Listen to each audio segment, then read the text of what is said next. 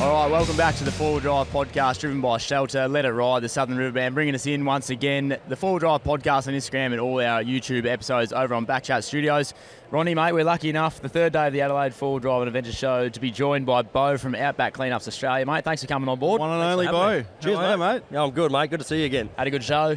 Oh, yeah, great show, Liam. Nice to meet you, mate. Yeah, you too, mate. Yeah, heard lots about you, seen lots about you, seen what you do.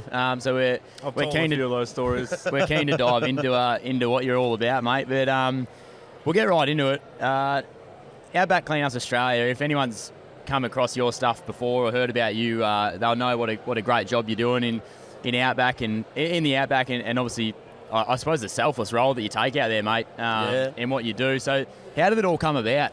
Well, I've always been pretty conscious of rubbish in the bush. So I'm from Outback Australia originally. Parents were open miners out of Minterby. Yep. So I always had a bit of red dirt up my nose and always enjoyed, being out there with the flies and the smells and everything. Yeah. As a kid, I noticed on-country litter being a problem then. This is in the 90s. And I'd always been pretty conscious towards it. Clean Up Australia Day used to be way bigger back in the days. Righto, yep. Than it is now. And, it sort of got me rolling. Look, we moved down to the coast. Mum wanted to get us out of the desert. It wasn't really the right place to bring kids up. And we ended up coming down to South Australia, and I was horrified at the coast. This is like 2000s, and I'm a 5-year-old child. Just shocked at the state of As a 5-year-old. As a 5-year-old child, there's rubbish and stuff. And so it had always been like on my mind to maybe develop and go in this direction, but I'd never really put too much into it. So I ended up doing a trade in carpentry. Yep. So I did an apprenticeship carpentry joinery, and unfortunately in 2016 I had a really big injury at work, really big accident. Had a beam dropped on me, big injury to my back, so I compressed. Right. What was it? L2, L3, that bulged. L3, L4, herniated. L4, L5, crushed, wrecked the disc. Jeez. And the vertebrae are fused together, so... So in other words, like a car wreck. Yeah, The body's basically, huge. Yeah. completely destroyed my whole spine. So I had about a year off work with that. And through that year off, I had to do heaps of rehab. So I was always walking the beaches and, just having to keep active. And I'd pick up rubbish because I was, mentally pretty depressed. I was, used to be able to ride bikes and do all this fun stuff, and suddenly I couldn't. So my way of, pumping my mental health and doing something constructive was to go down the beach and walk at my own pace and start picking up rubbish. And I ended up finding more and more and then getting better and better at it. And, you end up honing in this eye. And before the first time you go down, you got 10 bits of rubbish, and then next time you go down, you're coming home with 200 bits of rubbish. And I'm like, don't get a bag. And just sort of got further and further. And so ended up, I'd go from carpentry, we'd take our trailer out with all the offcuts and we'd burn all the wood, down to the beach and that kind of thing. No nails and nothing in it. Like, I'm pretty environmentally conscious. But then I had this empty trailer on the way back. Oh, yeah. So I was like, bugger it, I'll start filling the trailer up with rubbish. And then it just sort of snowballed to, now I'm bringing home half a tonne worth of rubbish every weekend. And I'm like, Jesus Christ. So I actually returned to work and was in another accident at work. Ended up getting stabbed through the face with a chisel. Nearly killed me. Hit the back of my brain. So it was like 65 mil penetration into my skull. So they rebuilt all that. Big metal bar across under my eye socket holding that together, and a big plate in my cheek and a whole heap of screws. And I didn't know there were two. I thought it was all in one. Nah, it's two separate instances. Yeah. One was building townhouses for a big builder in South Australia here, and the other was rain day. I was meant to go to work and decided to install a roller door on a rental property, and roller door sprung back, and I was holding a chisel at the same time. Wrong place, wrong time. Bloody hell, that's So it's a long. So I'm answering this in a very long way. we love it, mate. We've got all the time in the world. It's quite a story. Anyway, so after that injury, I spent 6 weeks in quarantine hospital. Signed up to his Patreon, watched everything, because I knew as soon as you launch YouTube, I was probably one of your first 100 subs, but you were the only information that I actually agreed with, because there was all this information coming out, and I was just like, that doesn't make sense. And I was like, oh, this guy, he's got a little stutter. You got a better beard now than you did then, mate. But your information's accurate. Your information's dead accurate, and I agreed with it. And anyway, so while I had 6 weeks in hospital in my little room, quarantining. Yep. Because you can't get a bone infection, they can't amputate your skull, so... That wouldn't be ideal. Anyway, I signed up and I watched all your videos that you had up at the time. You had just launched the Amberdell trip that you did years ago. That was a good one. Yeah, it was a really good one, and well edited too. Anyway, so I went travelling and I was following Ronny or whatnot, and you're at a Patriot camper launch. So remember when I met you? Yeah, the Caravan Mega Store. Yeah. So anyway, I'm on my way back after this trip, and I've sort of founded Outback Cleanups on this trip because I was a bit horrified. I'd pulled out at Mexican Hat Island at Fowler's Bay. Oh, yeah. And there's just crap everywhere. Australia.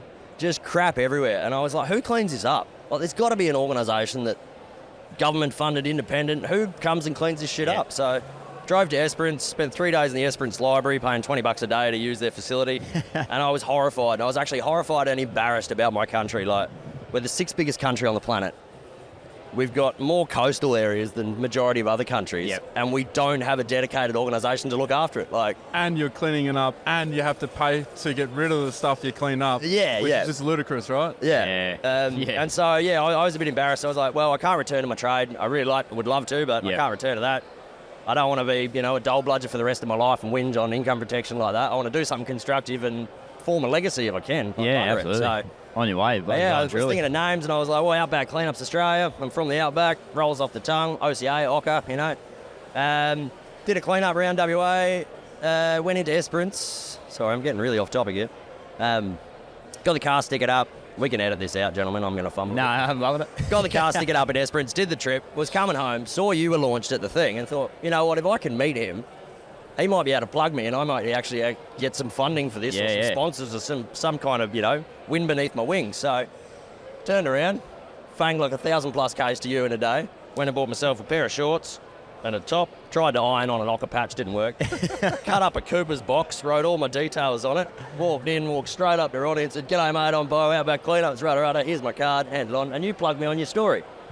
And I think I had 75 followers, and that got me up to like 1,000 or so. Oh, wow. I got a massive big skyrocket from it. And then we started getting companies on board. Companies through you, like Grab Me Gear was following you, and they started approaching. And so really, man, you're kind of a co-founder of this organisation. I love this. And so all the efforts from over here, mate. But that was sort of it. So got in talking with Ronny, and then he invited me to the show. That's right, you invited me to the Sydney and Perth shows, and that just sort of networked us. Right. And all the other brands and companies, they were just like, how good's this? Like, how good's this? And they just want to back it. So it's that's sort of how it snowballed into what it is. But it's at the point now where I need more help with it. Yeah, you know what I mean? Like, I can't manage because I can't manage. It's growing. It's growing, so big, at an exponential rate. But my thing is, I don't have the insurance because it's $250,000 a year. Because we're beach bush marine, there's so many injuries. There's vehicle rollovers, there's boat rollovers, there's snake bites. And so for me, I can't just bring a volunteer out to help me with the thing because of my public liability. Because if they injure themselves, need a $15 million surgery, I'm liable. Right. So as much as I want to expand and get more people involved, I just can't. So it's almost hard to expand with just a volunteer base. Yes. It's almost like it'd have to be an employee base. Employed base. All that red tape that needs money thrown at it, right? Yeah. Yeah, right. It's like a paradox you're stuck in almost. It's a shame there's no like government fund that can sort of back that. The Clean Up Australia. So there is potential, and I'm very cautious of how I set this charity up because we're nationwide. It's in our constitution to be across beach, bush, marine in every state and territory. And I am actually getting managed by the federal government now. So bigger than a state government, it's now federal. So everything's through Canberra, and as benefit of that, we can then get our DGR status, which is a deductible gift recipient, which means if you make a donation, you can then go to your accountant and claim it on tax. Right, So I've been going for that status because that will change the world for us. Because your and Myers money is not going to be enough to make a difference. But BHP or Rio Tinto or Telstra's money, that will be enough to make a difference. So as soon as I have that status, we'll be gold. We'll be gold. So what's that? When you speak about that can make a difference, like the substantial amount from those sort of companies, what is that difference? So that difference would be financial funding so that we can get the appropriate equipment. As you know, I've been running around a 30-year-old troopy with 50 horsepower loaded to the max, just absolutely pushing it. You're talking about trucks and all that. Trucks, kind of stuff. Drive trucks, they can actually get in there. And big boats, cranes with them, because a lot of the stuff I work out of 3 small tinnies and 2 trailers. I'll go past a rainwater tank in the middle of the river. There's no way I can pull that out. It's a massive hazard. Imagine hitting that on a bloody wakeboard at friggin' 80 k's an hour. Like, you're going to kill someone. So, that's why we're out there. But I just can't get that scale up of rubbish. And so at the moment, I'm sitting on about 16 million pieces and about 73,000 kilos. But I could get that's over 5 years. I could get that in a couple of months with the right equipment. So yeah, righto. I'd rather, stop having these little, dribs and drabs and just do it to the full. My long-term vision for where I want the charity to go is to have, say, 3 set-up vehicles, such as trucks. One would be fully air-conditioned seats on the back, suspension seats, so that we're using our drivers. We're not, taking tag-along tours and taking people to places they don't want to take their vehicles and wreck them. So we'd have all our vehicles, we'd have 3 trucks, one set up with air-conditioned seats, one with our full medical pod and like your whole, if there's any issues, you can get it out of there, 2,000 litres of water, and then the third one were all the rubbish. And what I want to do is go out to school groups. So I go up in Arnhem Land, get the kids learning on country, because I'll learn more from them than they will from me. Yeah. And then you start these relationships with the next generation of people that are looking after that country. So you're ingraining it into the next generation. Yep. And so that's sort of where I want to bring it and how I want to do it. I also would suggest, and you probably already thought of this as well, is into this whole dream and vision that you have, is to also have like sort of an advertising thing, because that's going to spread the message to everyone. So even though they see it, it might not benefit them seeing it, but it's going to put in their mind that, hey, we don't throw shit around. Yep. We should pick this shit up and then just clean it up, clean up after people and things. Unfortunately, we have to do that. I'll tell you one thing. Camping with this fella, you're standing around, you're having a conversation, all of a sudden his eye just goes like this, like that. And then he can't help it. He's got to bend down. He picks it up, and there's like a bottle cap there. It is. You just see stuff. Got an eye for it now. Yeah. I was very actually lucky with this injury that I didn't lose my eye, because I wouldn't have been able to do this. So. Be eye patch man. Hey, I'll take you back a little bit, guys. Sorry. The horrific injury at work, or the couple of them. How's your body now? Because bad. There's some serious that's some serious hits. We're going back a bit here, but the face is all right. I've just been diagnosed with PTSD for it, which I thought I was a freak, man. I'm at the pub with you guys, and a piece of cutlery comes up next to me because the chisel went through. Yeah, right. And I'll get this like shimmering thing, and all of a sudden I start, just this flood of emotions come over. All right. Shit. And it's like, what's wrong with me, man? Like, why am I crying? Like, I'm hanging out with mates. Anyway, so right. That has been challenging to work through. Yeah. Now that it's diagnosed, it's a lot easier because I know what it is. You know what's happening, right? But it was just like awful, man. So that was, for this injury. And my back, I just went and got some CTs on it last week. And, I've got to go have an operation on it. So okay. I don't know what I'll get. I won't go too much into that. But, I want to get myself fixed and then get back out there and have my life back. Yeah. Be able to ride bikes again and jump off things. And, thanks for sharing, mate. That's bloody. It's a big thing to share. Yeah. Well, I think it's not talked about enough. No. I work with a lot of ex-veterans and that kind of stuff, and they're very quiet about their issues. Yeah. And I'm like, mate, it's just, it's okay not to be like, not okay. It's Absolutely. okay to not be okay. It's okay to reveal that you're not okay. So. Yeah. So that maybe someone will tell you, hey, maybe you should go see someone about it, and because now that you know, you're not like, what's wrong with me? Yeah, 100%. You know, right? I felt like a freak. A freak. And with my back injury, I hadn't had scans on it in 6 years, and I felt like I was whinging. I was like, man, I'm always whinging about my back. Like, it's probably not even that I feel like bad. you might have had a fair excuse, but and then I got these scans, and it was a big weight off my mind. I was like, right, well, I'm not whinging. This is pretty bad. Yeah. And it was a big weight off my mind. Which, as you might be able to tell at this show, I'm a bit more relaxed than usual. Yeah, you have seemed very relaxed. Yeah, I'm just like, well, there's nothing. I'm not pushing myself to do stuff. I know that I'm. And you have pushed yourself way too much at previous shows, in certain ways, and it's good. It's good to see, mate. It's really good to see. Hopefully, there's someone who's listening and watching this podcast who knows someone in the mining sector who can just bloody recommend this Outback Cleanups. To your boss. It's a huge thing, guys. Someone's got to know someone to get something going. Yeah. It's a great cause. I've heard your vision so many times, and I can see it. I reckon it'll be incredible. Oh, yeah. It's all that bloody red tape, Yeah, thanks, man. And, I'm not doing it to get rich or famous. I'm just doing it because I genuinely care. Yeah, well, you wouldn't be doing this if you wanted to get rich. Yeah. You don't make much money picking up rubbish, I can tell you that. I don't know many 5-year-olds that are too rubbish conscious on the beach either, so it's obviously been instilled for you for a long time. Yeah. I don't want to go as well. We're obviously the Forward Drive podcast, so it'd be remiss of me not to touch on a few things. And Ronny said that you've been through some epic recoveries, bush tracks. Oh, you would have seen it all, I'm sure. But what did you start out in, mate? Like, what was your with Outback Cleanups? What did you start out with? I've had the Troopy. Troopy's been you, the whole time. So I've had a few. I think I've had about 27 cars in my life. 10 of them be 4-wheel drives. But yeah, Troopy was the founding vehicle for it. It's on the logo. Oh, yeah. It's very much the grassroots of it. So, and that Troopy's a 1993 HZJ75. Yep. It's called Boomy because its input shaft snapped and went boom when I bought it. And, so only H55 gearbox I've ever seen to snap an input shaft. But yeah, did that. We tied it all the way up to. We did Splendor in the Grass in 2016 and post back injury. And then, drove home, got home, and the next day the input shaft snapped. So she got me home. Yeah, right. She got me home, and then she's like, I'm out of it. Yeah. So enough. Can you tell us about when you were going on your way to the Perth show and you were on a 90-mile straight, and was it the wheel bearing that gave away? Oh, yeah, which time? Which one? Or the front one? Yeah, on that, The front left. That was Perth last year, I think. Yeah, so we're fanging around, and a year before, we're in a convoy. We've got Rafa from Destination 4 Drive. We've got Sam from Adventure Media. We had Matt and Holly from Overland Travellers, Ryan Formo. We're in a big convoy. Anyway, I'm the slowest because I've got, 3-metre vehicle that's 12 metres long with 50 horsepower. Anyway, so the sun's going down, and I had this wheel bearing. We're actually, I reckon it was going to let go up in Broome, and I was like, I'll do it when I get to Adelaide. So I drove from Broome to Adelaide. Then I was like, well, mate, that far, I'll do it when I get to Perth.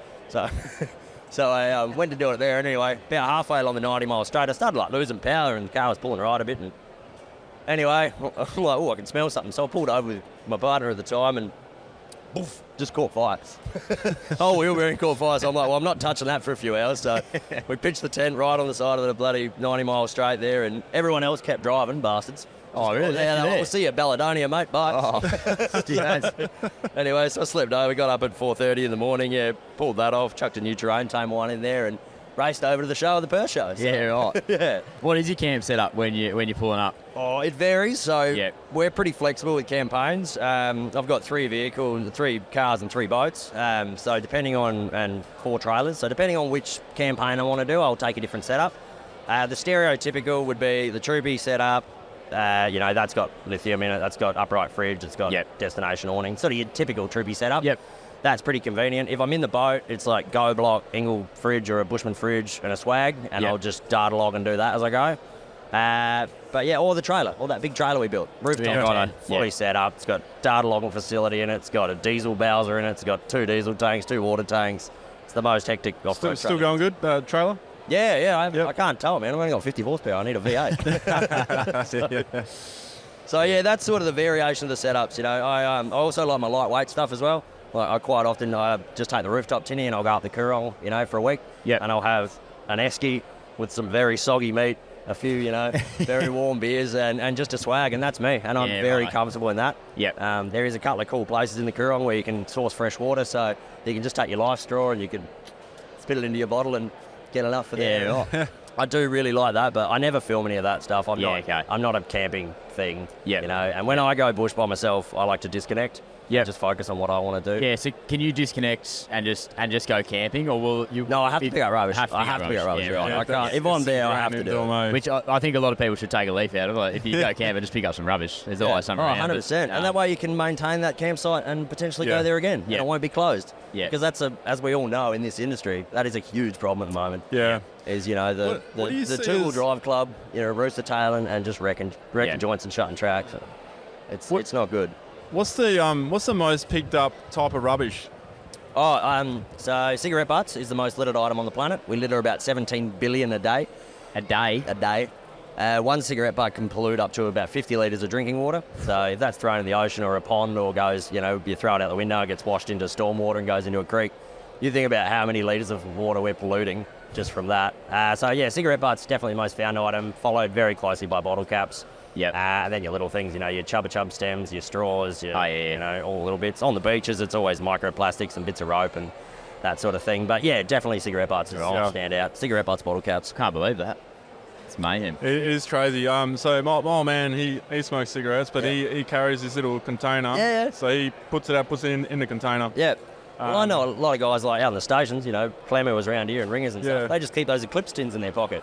Yeah. You know, Oh, they're yeah. out in, million acre stations. They don't litter. Yeah. They're like, no, we look after our country, man. So, Yeah. and they just have a little eclipse tin, put the cigarette butt there, clip it away, Yeah. and get home, tip it Yeah. out. It's not hard. It's not hard. Yeah. Little tip for the smokers out Otherwise, there. otherwise it feels like the CBD, when you see cigarette butts in the bush, Yeah. Yeah. Almost well. It feels like you're in the CBD when you see cigarette butts on the ground. Yeah, it does, You don't know, feel far away. You spend all this money and all this time to have this dream trip, and you don't want to go out there and see it trashed. Yeah. Nah. A big reason why we do what we do, because a lot of the hazards, rusty wire, broken glass.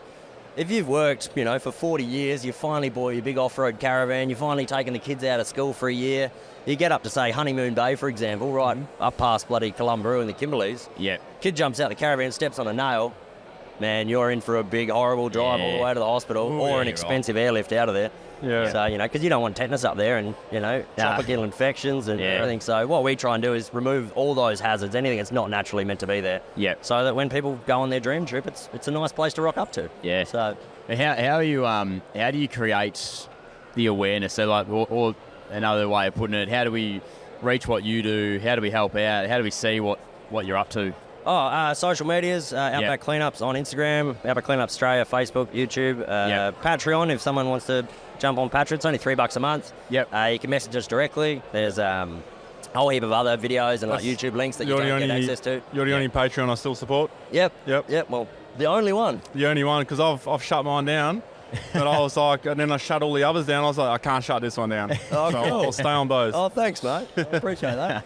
Patreon, YouTube, and the website, outbackcleanupsaustralia.com. Yep. And or if you see the car get around, Troopy with a giant orange dot on the side, give us a wave. What's obviously at the Adelaide four-drive adventure show? What's your setup down here? So like people coming past your setup. I bought a bit of a unique vehicle down this year. I thought I'd bring down a little vehicle I have called Custard Thunder, which is a 1980 Suzuki LJU. You say Custard Thunder? Custard Thunder, yeah. So it's the second one I've had. I name all my cars after I've had them a bit. They'll, Boomy, obviously. She exploded. And yeah, they sort of, a name comes to me, Yeah, you sort of drive it, you get to know it a bit, and it'll pop up, So the last LJ I had was called Huckleberry because it was this little tiny white thing and it felt like Huckleberry's Adventures. I haven't heard about that one. Huckleberry. Yeah, Huckleberry. She was a cool little thing. Anyway, that ended up with a collector in Sydney. I was travelling on the West Coast. Someone found out I had the car. They made me an offer for it. I needed money to invest into the charity at the time. And I was like, yeah, cool, I'll sell it. And I put the money into the charity and I regretted it. I didn't regret putting the money in the charity. I regretted selling the car from the next day. I was like, what have I done? Yeah. So 3 years of looking to find a good LJ because they're only like 1 mil thick and they all rust out. So I found one from up in Macclesfield, up in the Adelaide Hills, original lady owner on a dairy. And picked it up and it had these side pipes on it.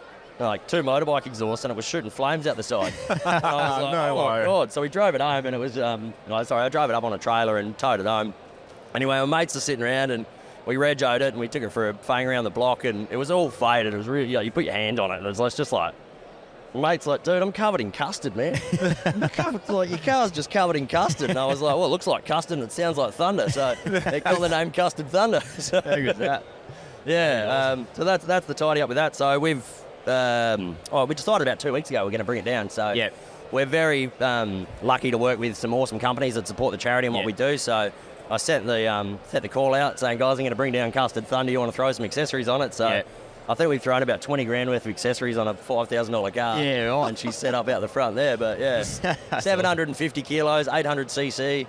It's like 3 of us, we could pick up the back tray and move the rear wheels on it. Like, it's so fun, man. And you laugh. Everyone comes in, everyone's got a story with it. All the kids hop in it. Yeah, it's just a bit of fun. But I'm thinking about driving it to Perth, actually, not next year, year after. Oh, yeah. Yeah, so 3 weeks. Yeah. Because it's only 800 cc. Custard just thundering across the Nullarbor. I don't think I do the Nullarbor. I've done the Nullarbor 10 times. Oh, now. you're going to do the I'd like to do Amberdell, maybe? Maybe Amberdell or Transcontinental with a permit. I've done the Transcontinental west to east, but I'd like to do it east to west. Yeah, I heard that's really difficult to get, but let me know how you get it. Well, because I've got the charity, I can do it for environmental conservation, mate, and we can data log it. Okay. So you might be able to film it. Actually, well, let us know when. data log. Yes. That was something else that just triggered my memory. Yeah.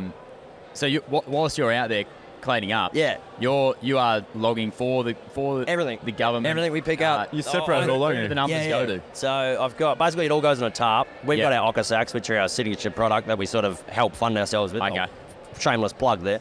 That's fine. Anyway, all made in Mundaring, WA, shade sale offcuts. Oh, there you go. Anyway, yeah, so we take the ox sacks, we weigh them, then we pour them out, basically data log into, well, you see one of our sheets, I should have bought one. It's categorised for all your stereotypical stuff. Right. Scrap metal goes to scrap metal, green waste goes to green waste, general waste, recycling. And then that goes, so I get all my sheets, and then at the end of the year, I put that onto the Tangaroa Blue national database. Okay. And so government can access that, general public can access that, and they can see what the rubbish is, where we're picking it up, how much.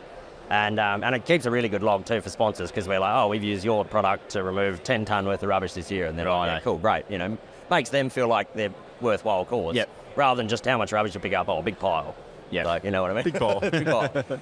So yeah, the data log, that's sort of the way going through it. I reckon I'd like to get more refined into it, like, you know, actually send off samples of the sand and stuff to uni so that they can see the microplastics and stuff in it. We could find what chemicals are in the soil and what chemicals are being attached to the plastics. That'd be cool. Like take it another step further and really get into every fine grain of it. But yeah, at the moment we just sort everything out, goes categorised different bins, and then we take it to the correct waste facilities. So. Yeah, right. Yeah. Have you got a heat map of... A what? Have you got like a heat map of where you've been on I've got a big map over at the... are you coming over Yorks? If you come over Yorks, you'll see my big Aussie map. But yeah, everywhere we've travelled, all the campaigns, future campaigns, Mount of K's. You got a big laminated map, right? Big laminated map, all texture on it. Wouldn't mind seeing that. You got to check it out. Yeah, I noticed actually there's mega ones for sale over there too. So, righto. If you need one. Well, you see mine. They're kind of different hotspots, that's for sure. And so a big thing too with the data as well, going back to that, is I'll go back to the same space, you know, 2 or 3 times in a year, or sometimes I'll go back, I don't know, 5 years later. But I can go to my data sheet and go, okay, cool, the last time we found the rubbish here, you know, for instance, Twilight Cove, you know, keep finding clay pigeons down there, or we keep finding, you know, I saw the guy who was shooting those too. Cheeky bugger, orange ones. Because they're sharp, like they're clay. You step on one, man, it's going through your foot. It's like glass almost. It's so hard. They need a lot of rain before they deteriorate. Yeah, exactly. They do, but they're, you know, they are a hazard for a while there. But going back, sorry, I'm getting sidetracked. That data means we can basically go back, and if we keep finding a Coke product, for instance, you know, 5 years in a row, we can go, guys, your product's continually washing up. Here's the data, here's the photos, here's how many times we picked it up.